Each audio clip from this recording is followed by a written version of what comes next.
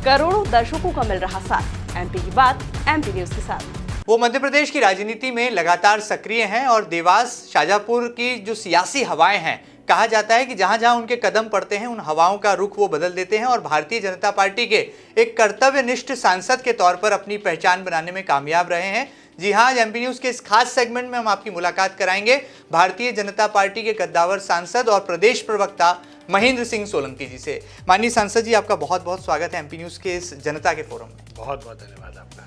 ये चेहरा पहले कानून जगत में जाना पहचाना था और अब राजनीति में सेवा का पर्याय बनता जा रहा है। ऐसा हम नहीं कहते, बल्कि देवास और शाजापुर संसदीय क्षेत्र की जनता का ऐसा मानना है। और अब तक के रिपोर्ट कार्ड में सांसद जी ने जहां एक और विकास को रफ्तार दी है, तो वहीं भारतीय जनता पार्टी का कमल खिलाने में भी सांसद जी की जो भूमिका है, उनका जो योगदान है, वो भूला नहीं जा सकता। आज वो हमारे साथ हैं, जरा बातचीत करते हैं कि देवास में क्या हाल है, क्योंकि हाल ही में मुख्यमंत्री शिवराज सिंह चौहान और बीजेपी के प्रदेश अध्यक्ष विष्णुदत्त शर्मा भी महिला मोर्चे के प्रशिक्षण कार्यक्रम में हिस्सा लेकर वापस राजधानी पहुंचे हैं और भारतीय जनता पार्टी ने पिछले दिनों नगर निगम के चुनाव में भी कमल खिलाया है। सांसद जी की सक्रियता पर लगातार हम खबरें दिखाते रहते हैं। कभी सांसद जी ऑटो रिक्शा में सवार हो जाते हैं, तो कभी सांसद जी एक आम आदमी की भांति देवास की आवाज़ बनकर उभरते हैं। तो शुरुआत उनकी कार्यशैली से ही करते हैं। सोलंकी जी, हमने देखा है कि लगातार आपकी जो कार्यशैली है वो आम आदमी से बहुत जुड़ाव और लगाव रखती है। इसके पीछे क्या राज की बात है? इसके पीछे राज की बात यह है कि मैं एक छोटे परिवार जी का व्यक्ति हूँ और जो मेरी कार्यशैली है वो मेरी स्वाभाविक कार्यशैली है। जी मेरे परिवार ने इसी तरह का जीवन जिया है और मैं भी इसी तरह का जीवन जीने का आदी हूँ। एक आम आदमी के संपर्क में रहना, जी, वो रिक्शा वाला हो, वो रेहड़ी वाला हो, पटरी वाला हो, ठेले पर सामान बेचता हो, जी, चाट पकौड़ी के ठेले लगाता हो, जो बिल्कुल ग्राउंड लेवल पे काम करने वाले लोग हैं, उनके साथ मुझे संबंध बनाना, उनसे संपर्क रखना मुझे बहुत अच्छा लगता है। संसद जी, हमने ऐसा देखा है कि आमतौर पर राजनीति के क्षेत्र में जो कार्यकर्ता काम कर रहे होते हैं या जो नेता लगातार सक्रिय होते हैं, एक लक्ष्य लेकर चलते हैं, लेकिन आप तो कानून जगत का एक बहुत बड़ा नाम थे, न्यायाधीश की कुर्सी पर आप विराजमान थे, लेकिन आपने कानून जगत को छोड़ा और ये सेवा का मार्ग को जो है चुना और आपने ये भी साबित कर दिया कि न केवल कानून जगत में आप एक अच्छे योद्धा या एक अच्छे न्यायमूर्ति की भूमिका निभा सकते थे, बल्कि अब तो लोकसभा में आप आवाज़ भी बन रहे हैं देवास और शाजापुर की जनता की। किस तरह से अपने इस परिवर्तन को आप देखते हैं, जो कि पूर्णतः सफल साबित हुआ? मेरा मानना रहा है कि जीवन में प्रत्येक व्यक्ति को जी, वो जिस जगह पर भी काम करे, राष्ट्र निर्माण के लिए और देश की सेवा के लिए काम करना चाहिए। मैं न्यायपालिका में था जी, तब भी ईमानदारी से काम करता था। मैं आज राजनीति के क्षेत्र में काम करता हूँ, तब भी मैं ईमानदारी से काम करता हूँ। मेरा ऐसा मानना है कि यदि व्यक्ति जिस भी फील्ड में रहे, जी, जिस जगह पे भी रहे, वहाँ राष्ट्र निर्माण में अपनी सकारात्मक भूमिका निभाए और यदि वो ईमानदारी के साथ, पूरे परिश्रम के साथ कार्य करता है, जी, तो एक समय ऐसा आता है जब समाज में उसकी स्वीकार्यता बनती है जी, और लोग मानने लगते हैं कि ये व्यक्ति वास्तव में समाज के लिए और राष्ट्र के लिए काम करने के लिए अग्रसर है। बिल्कुल। आपने जैसे कहा कि देश और समाज की बात होती है, हमने देखा कि राजनीतिक क्षेत्र में आपकी बहुत कार्यशैली जो है बड़ी आक्रोशित है, आपको गुस्सा भी बहुत आता है। मैं आपको एक वाकया याद दिलाना चाहूँगा कि पूर्व मंत्री सज्जन सिंह वर्मा, उनका एक बयान आता है तो पूरी भाजपा मौन रहती है, लेकिन सांसद महेंद्र सिंह सोलंकी एक ही बयान से वार पर पलटवार कर देते हैं। तो किस तरह से आपको राजनीति में आक्रामकता जो है कहाँ से मिली है या इसको किस तरीके से आपने डेवलप किया है? ये परिस्थिति जन आक्रामकता होती है जी, इसका किसी भी व्यक्ति के व्यक्तिगत कारणों से संबंध नहीं होता है। जी, केवल इस तरह की जो बातें जो समाज को नुकसान पहुंचाने वाली होती है, हमारी भारतीय जनता पार्टी को नुकसान पहुंचाने वाली होती है, उसका खंडन करना, उसका विरोध करना प्रदेश प्रवक्ता के नाते मेरा कार्य भी है। बिल्कुल बिल्कुल बिल्कुल। और रही बात मुझे गुस्सा आने की, तो मेरी कार्यशैली आक्रामक हो सकती है, परंतु मैं गुस्सा बिल्कुल भी नहीं करता हूँ। मैं लोगों के बीच मिलता हूँ, जुलता हूँ और अनेक लोगों से सुबह से शाम तक मेरी मुलाकात होती है। जी, जितने लोग मिलते हैं पूरी आत्मीयता के साथ में उनसे मिलता हूँ और इस तरह की कभी स्थिति नहीं रही, लेकिन कार्यशैली में थोड़ी आक्रामकता शायद इसलिए दिखाई देती है जी कि जब व्यक्ति थोड़ा सा सक्रिय रहता है तो कहीं ना कहीं ऐसा महसूस होता है कि वो थोड़ा सा आक्रामक है। बिल्कुल। तो वो आक्रामकता जो है वो समाज के हित में है, राष्ट्र के हित में है, उससे किसी भी प्रकार से समाज का कोई नुकसान नहीं। और मैं चाहता हूँ जी कि मैं इसी तरह सक्रियता के साथ कार्य करते हुए देश की सेवा में लगा रहूं, समाज की सेवा में लगा रहूं। चलिए, बड़ी बात है। सक्रियता है वो आक्रामकता का रूप ले लेती है और शायद यही वजह है कि जब सियासत की दुनिया में सांसद महेंद्र सिंह सोलंकी जी अपने कदम आगे बढ़ाते हैं तो जो विरोधी हैं वो अपने आप उनका रास्ता छोड़ देते हैं। चलिए थोड़ा देवास की स्थानीय राजनीति की बात करते हैं।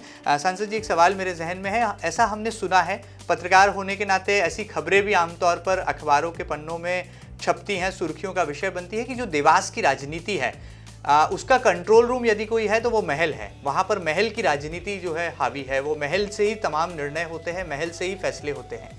इन बातों में कितनी सच्चाई है? सांसद होने के नाते आपने क्या महसूस किया है? देखिए, भारतीय जनता पार्टी जी विश्व का सबसे बड़ा संगठन है और विश्व के सबसे बड़े संगठन भारतीय जनता पार्टी की नेता हमारी लोकप्रिय विधायक आदरणीय राजमाता साहब हैं। निश्चित रूप से वो मुझसे सीनियर हैं जी। मेरे मन में एक मातृत्व का भाव उन्हें लेकर है। हम लोग उनका सहयोग लेकर वहाँ पर काम करते हैं, जहाँ जहाँ आवश्यकता लगती है उनका मार्गदर्शन भी लेते हैं। इस तरह की कोई स्थिति नहीं है कि सारी राजनीति भारतीय जनता पार्टी की पहले से चलती हो, लेकिन पैलेस की एक अहम भूमिका है, क्योंकि पैलेस के लोग वहाँ की राजनीति में सक्रिय हैं। बड़े महाराज साहब पहले वहाँ पे विधायक रहे जी। उससे पहले भी उनके पिताजी वहाँ से विधायक रहे, फिर राजमाता साहब 2 बार से विधायक हैं। तो एक बड़ा राजनीतिक परिवार होने के नाते भी उनकी देवास में एक महत्वपूर्ण भूमिका है और उनका सदैव भारतीय जनता पार्टी को सहयोग और मार्गदर्शन मिलता है। लेकिन पिछले दिनों हमने देखा कि अखबारों में ऐसी खबरें थी कि माननीय सांसद जी और माननीय विधायक जी की बन नहीं रही है, सियासी दिशाएं अलग अलग हैं। क्या इन आरोपों में सच्चाई है कुछ? नहीं, इस तरह के आरोप केवल अखबारों में छपते होंगे, मगर इस तरह की कोई स्थिति वहाँ पर विद्यमान नहीं है। देवास में लोकप्रिय विधायक आदरणीय राजमाता साहब का सहयोग मुझे पूरा मिलता है जी। मुझे जहाँ जहाँ उनकी आवश्यकता होती है वहाँ वहाँ मुझे वो सहयोग करती हैं। हम सब मिलकर काम कर रहे हैं। हम सबका उद्देश्य भारतीय जनता पार्टी के लिए काम करना है, इस देश के लिए काम करना है, राष्ट्र के लिए काम करना है और हम सब मिलजुल कर बहुत अच्छे से कार्य कर रहे हैं। इस प्रकार की कोई गुटबाजी, इस प्रकार का कोई एक दूसरे के प्रति विरोध हम लोगों के बीच में विद्यमान नहीं है। चलिए, बड़ी बात है। राजनीति में ये जो बड़ा दूरगामी जो सोच होता है, जो दृष्टिकोण होता है, यही राजनीति की दशा और दिशा तय करता है। और सांसद महेंद्र सिंह सोलंकी एक मंझे हुए राजनेता हैं, सूझबूझ के साथ जवाब देते हैं। शायद इसीलिए पार्टी ने जो है उन्हें प्रदेश प्रवक्ता की बड़ी जिम्मेदारी भी सौंप रखी है सांसद होने के साथ साथ। सांसद जी, आगे बढ़ते हैं। मिशन 2023 बहुत नज़दीक है। कांग्रेस ने चारों तरफ सक्रियता बढ़ा दी है। राहुल गांधी भारत जोड़ो यात्रा लेकर जो है 20 तारीख को मध्य प्रदेश की सीमा में प्रवेश कर जाएंगे और आपको लगता है कि उनकी ये यात्रा मिशन 2023 पर कोई प्रभाव डाल पाएगी? क्योंकि राहुल गांधी जब निकल रहे हैं तो लाखों की भीड़ उनके पीछे कदमताल कर रही है। लाखों की भीड़ कदमताल करने के बावजूद भी तेलंगाना में जो चुनाव का रिजल्ट आया है उसमें कांग्रेस की जमानत जब्त हो गई है। ये जिस प्रकार की यात्रा का एक ड्रामा किया जा रहा है जी, ये अपने आप में हास्यास्पद है, एक मजाक है। क्योंकि इतिहास इस बात का गवाह है कि कांग्रेस ने इस देश को तोड़ा है जी।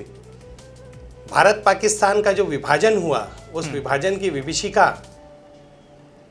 की इबारत कांग्रेस के द्वारा ही रखी गई है। कांग्रेस के लीडर ही हैं जो हमारे देश की ज़मीन को बंजर और रेगिस्तान की भूमि बोलकर उसे पाकिस्तान और चाइना को देने के लिए तैयार हो गए थे।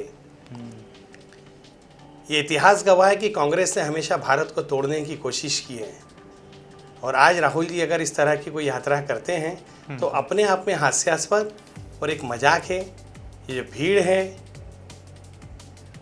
ये प्रायोजित है, इस भीड़ का किसी प्रकार से कोई प्रभाव नहीं पड़ना। जहाँ जहाँ से राहुल जी निकल रहे हैं वहाँ उपचुनाव में परिणाम कांग्रेस के अगेंस्ट में आया है। भारतीय जनता पार्टी को कांग्रेस की इस प्रकार की तैयारी से कोई भय नहीं जी।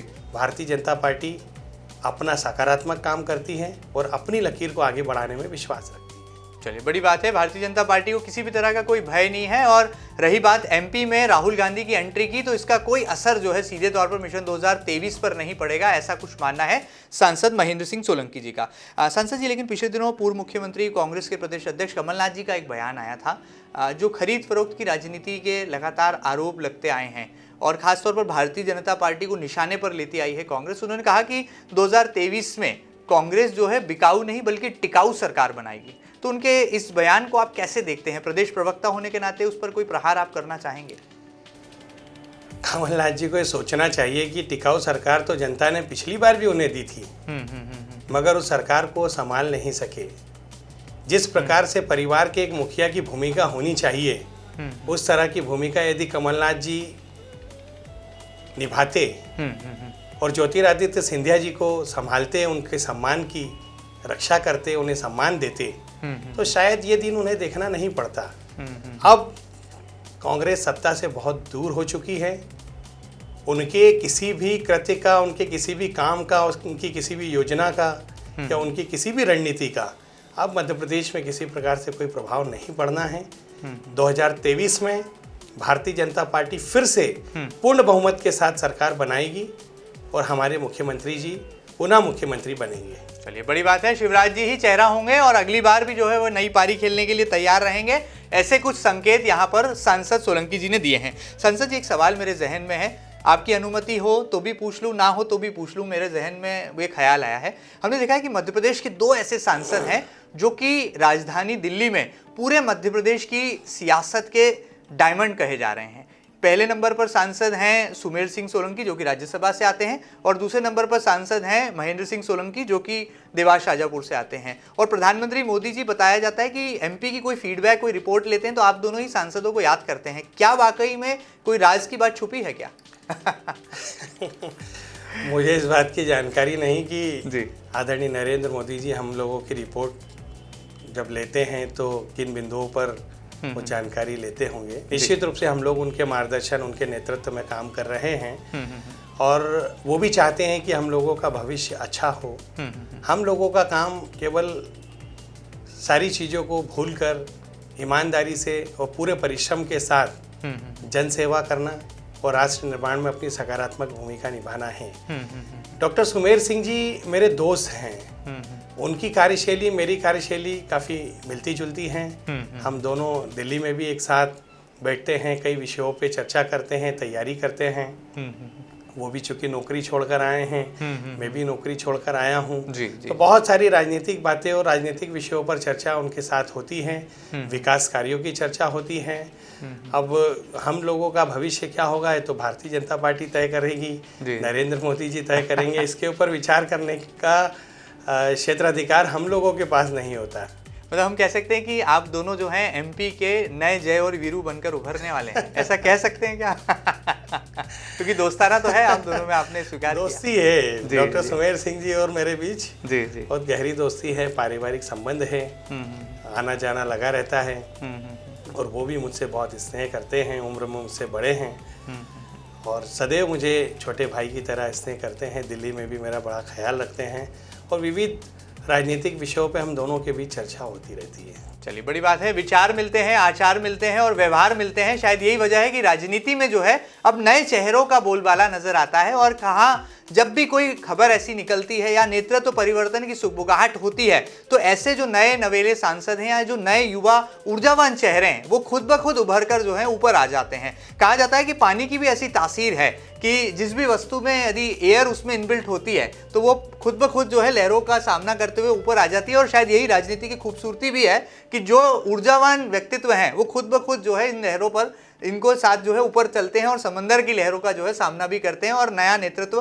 खड़ा करने की क्षमता भी रखते हैं। बहरहाल आगे बढ़ते हैं और संसद जी जाते जाते, बहुत सारा समय हमने आपका लिया, देवास शाजापुर की जनता को क्या कुछ आप अब तक दे पाए हैं विकास के दृष्टिकोण से, और किस तरह से लगातार आपने सदन में, संसद भवन में जो है आवाज़ उठाई है, तमाम सवालों के जरिए हम आपकी उपस्थिति मौजूदगी देखते हैं सत्रों के दौरान, और आपको लगता है कि आने वाले दिनों में कौन कौन सी ऐसी बड़ी योजनाएं हैं जिसका लाभ जो है आप क्षेत्र की जनता को समर्पित करने वाले हैं? आने वाले समय में देवास शाजापुर लोकसभा क्षेत्र में जितने भी स्टेशन हैं जी, उनको एडवांस करने के लिए मेरे द्वारा लगातार रेल मंत्री जी से निवेदन किया जा रहा है जी। हम कुछ नई ट्रेन्स भी चलवाएंगे। इसके अलावा जो कुछ पुरानी ट्रेन्स जो कोरोना काल के दौरान बंद हो गई थी, इसमें प्रमुख रूप से शाजापुर में चलने वाली साबरमती एक्सप्रेस, जी जी, इसी प्रकार से काला पीपल में इंदौर जबलपुर ओवरनाइट का स्टॉपेज, जी, इसी प्रकार से शाजापुर में ही हमारा एक आकोदिया नाम का जो कस्बा है, जी जी, वहाँ पर पहले कोरोना के पहले ओवरनाइट रुकती थी जो बंद हो गई, जिसके कारण लोगों को बड़ी असुविधा हो रही है। उसे भी पुनः चलाने के लिए मैंने रेल मंत्री जी से निवेदन किया है। साथ ही आगर में रेल लाना, आस्टा में ट्रेन लेकर आना, और विकास कार्य से संबंधित और भी ऐसे काम जिसमें सड़कें शामिल हैं, नहरें शामिल हैं, कुछ ब्रिज बनवाने हैं, और इसी प्रकार से कुछ पर्यटन के दृष्टिकोण से क्षेत्र में जो महत्वपूर्ण स्थान हैं उनको डेवलप करना। और वर्तमान में भी अभी केंद्र सरकार और राज्य सरकार हमारी हैं, केंद्र सरकार और राज्य सरकार की निधि से करोड़ों रुपए के काम अभी देवास शाजापुर लोकसभा क्षेत्र के अंदर निरंतर जारी हैं। बड़ी बड़ी सड़कें बन रही हैं, ब्रिज बन रहे हैं, अनेक प्रकार की योजनाएं जिनका लाभ देवास शाजापुर क्षेत्र के लोगों को मिल रहा है। इंदौर से लेकर उज्जैन तक दोहरीकरण रेलवे का होना है, जिसका लाभ सीधे तौर पर देवास को मिलेगा। देवास के जितने रेलवे स्टेशन हैं उनका उन्नयन कराने के लिए मैं लगातार प्रयासरत हूँ। इसके अलावा हमारे यहाँ पर सेंट्रल स्कूल बढ़ाने के लिए, शिक्षा के क्षेत्र में, स्वास्थ्य के क्षेत्र में नई नई संस्थाएं, हॉस्पिटल्स खोलने के लिए भी मैं लगातार मंत्रियों के संपर्क में हूँ, और मुझे लगता है कि बहुत जल्दी इन सारी विषयों पर सफलता मिलेगी और देवास शाजापुर लोकसभा क्षेत्र का विकास जिस तरह से चल रहा है वो निरंतर बना रहेगा। इस क्षेत्र को बहुत अच्छे तरह से विकास कार्य करते हुए डेवलप किया जाएगा। चलिए, बड़ी बात है। देवास और शाजापुर को जो है ग्लोबल इमेज बनाने में वहाँ की जो है भूमिका निभाएंगे सांसद महेंद्र सिंह सोलंकी, और साथ ही साथ उन्होंने नई रेलें शुरू करने के साथ साथ जो सड़कों का एक बड़ा जाल, बड़ा नेटवर्क बिछाने का जो एक परियोजना या कहा जाए जो एक प्लान तैयार किया है वो आने वाले दिनों में मूर्त रूप लेगा, ऐसा उनका दावा है। उम्मीद है कि एमपी न्यूज़ के इस खास सेगमेंट में आपको ये खास बातचीत ज़रूर पसंद आई होगी। ये खास बातचीत आपको कैसी लगी, हम तक ज़रूर आपकी प्रतिक्रिया पहुंचाइएगा। प्रतिक्रिया आप हमें mpnewstv@gmail.com पर लिखकर भेज सकते हैं, और आपका अपना एमपी न्यूज़ चैनल आप हैथवे के चैनल नंबर 867 और डिजियाना नेटवर्क के चैनल नंबर 366 पर लगातार नॉनस्टॉप 24 घंटे 7 दिन देख सकते हैं। एक खास बातचीत देखने के लिए बहुत बहुत शुक्रिया। अगली बार फिर मिलेंगे एक और नए चेहरे के साथ। तब तक लगातार बने रहें आपके अपने न्यूज़ चैनल एमपी न्यूज़ के साथ। फिलहाल दीजिए इजाजत, नमस्कार। एमपी की नब्ज, एमपी का हाल, मध्य प्रदेश की हर खबर एमपी न्यूज टीवी के साथ। लगातार खबरों के लिए सब्सक्राइब करें हमारा YouTube channel MP news TV. Latest updates के लिए बेल आइकन दबाना जरा भी न भूलें।